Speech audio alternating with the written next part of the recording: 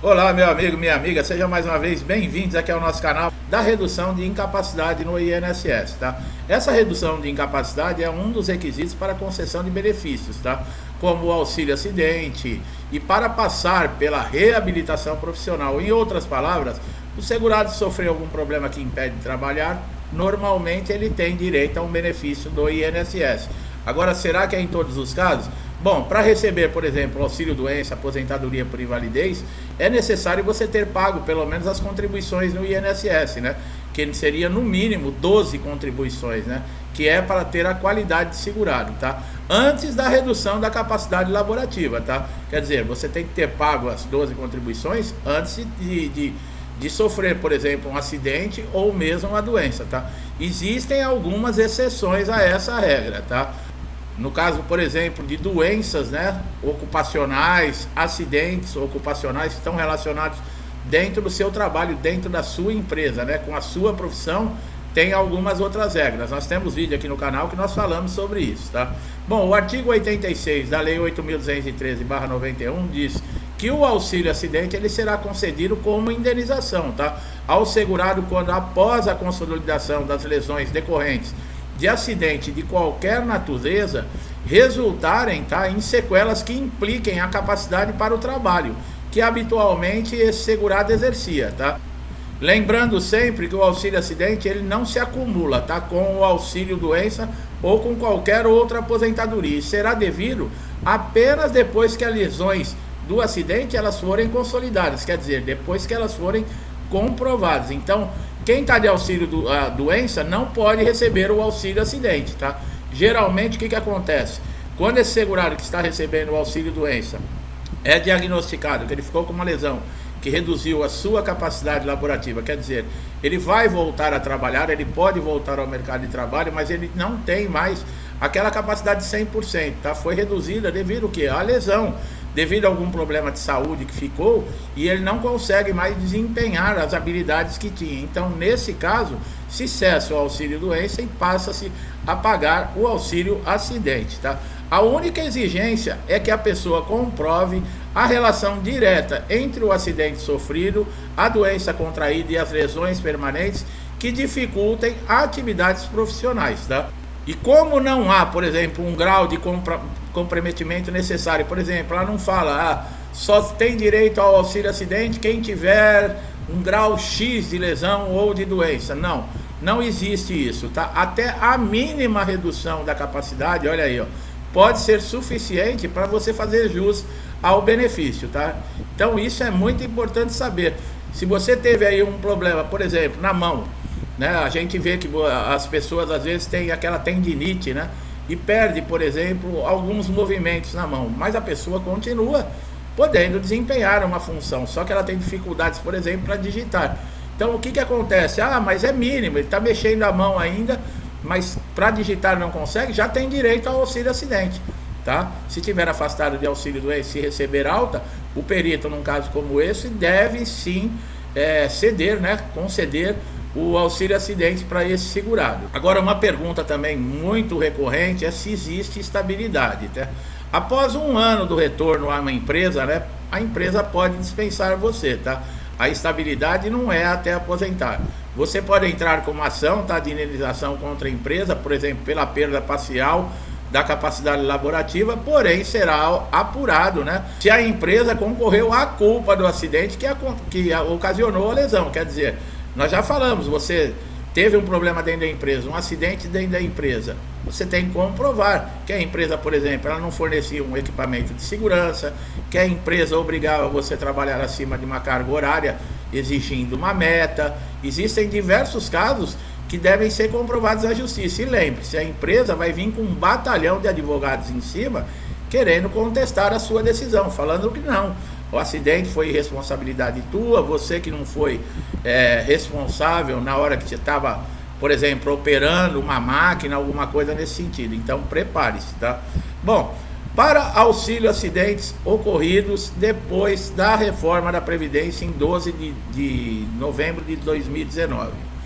Se você sofreu um acidente ou contraiu doença dentro dos requisitos do auxílio doença até 12 de 11 de 2019, tem direito adquirido ao benefício com as regras pré-reforma, tá? Então, pós-reforma.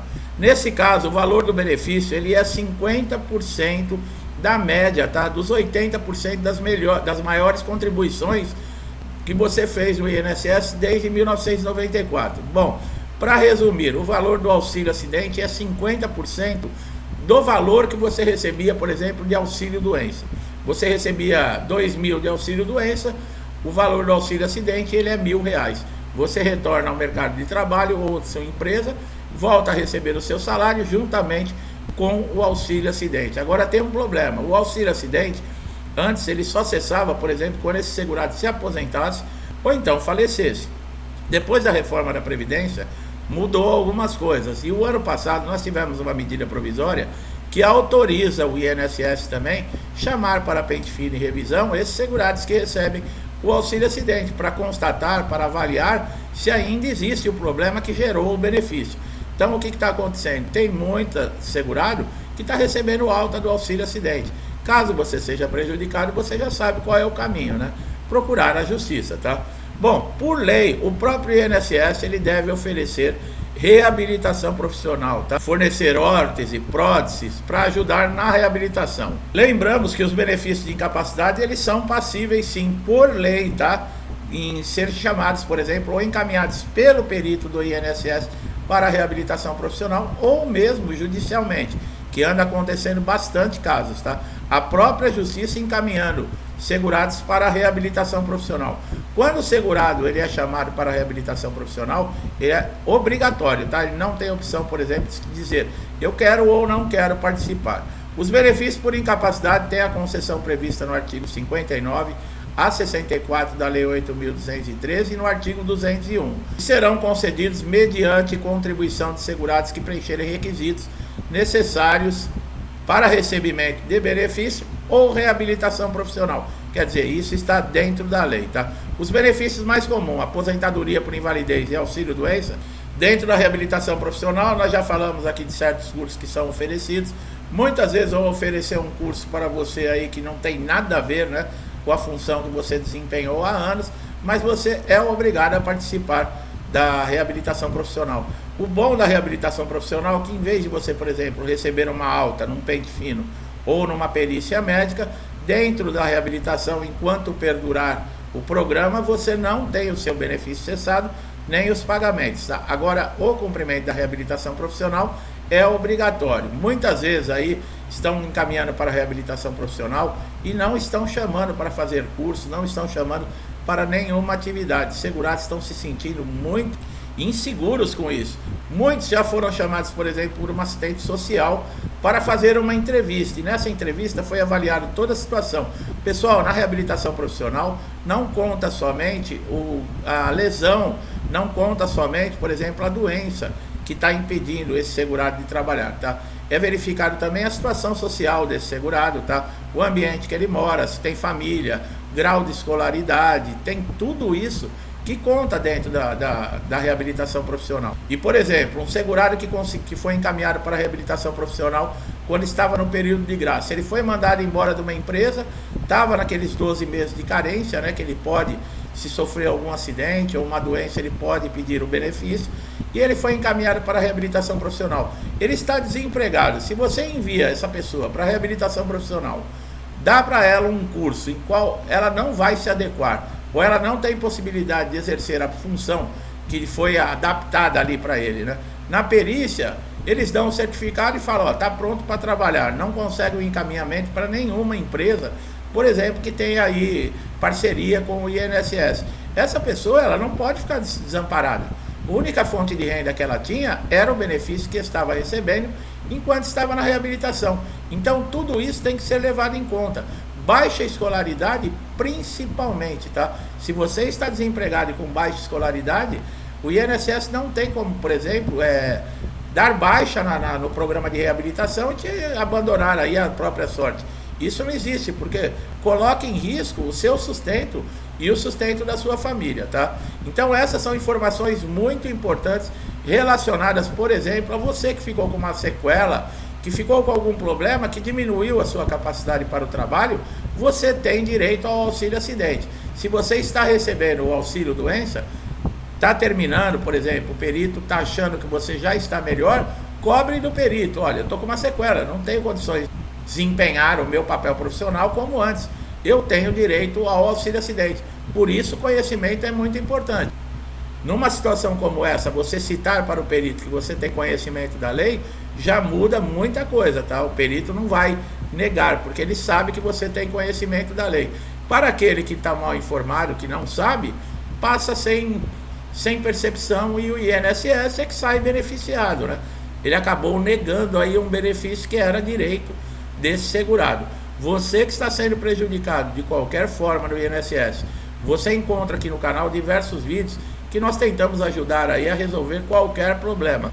Mas se não houver uma solução, não houver o reconhecimento dos seus direitos, procure a justiça, tá? Um benefício de incapacidade, ele é necessário que você comprove com elementos, sabe que é a documentação que você tenha, laudos, histórico cirúrgico, laudo de tratamentos que você fez, receituários médicos, tudo isso é muito importante para se anexar no processo, para o magistrado ter ciência das suas condições e colocar em prática o que está escrito na lei. Mas você também vai passar por uma perícia judicial, tá?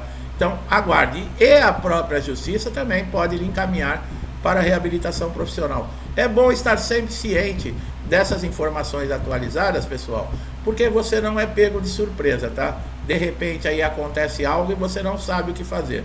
Meu amigo e minha amiga que estão chegando aqui a primeira vez, eu espero que essas informações tenham sido importantes, elucidaram, trouxeram conhecimento que vai ajudar você. Gostou do nosso trabalho? Não deixe de dar um like aqui no vídeo, se inscreva no canal, ative o sininho de notificação para você sempre receber nossos novos conteúdos. Pode ser aquela informação que vai ajudar você a resolver aquele problema de meses já que você não encontra solução, mas nós vamos te ajudar, e o melhor de tudo é de graça, você não paga nada, tá? Meu amigo e minha amiga que estão sempre comigo, domingão, terminando aí o domingo, vamos seguir em frente para mais uma semana. Que Deus abençoe a sua casa, sua vida, sua família com paz, amor, prosperidade, muita saúde. Tudo que eu desejo para mim, eu desejo em dobro a todos vocês. Eu deixo um forte abraço e até os próximos vídeos.